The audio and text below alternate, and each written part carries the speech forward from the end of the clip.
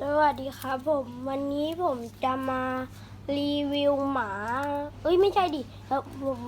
ขอโทษผมจะมารีวิวสุนัขกันนะครับนี่คือหนามไม่ใช่หมาของผมนะครับคือหมาของผม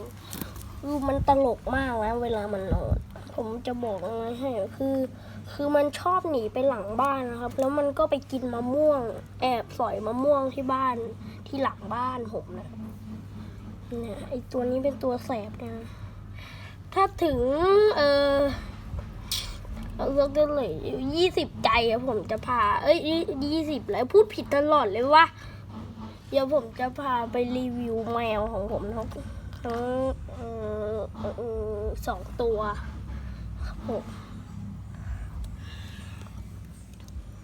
หมาผมเป็นพันธุ์บางแก้วนะแต่มัน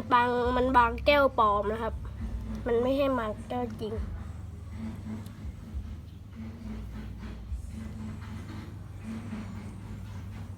โอเค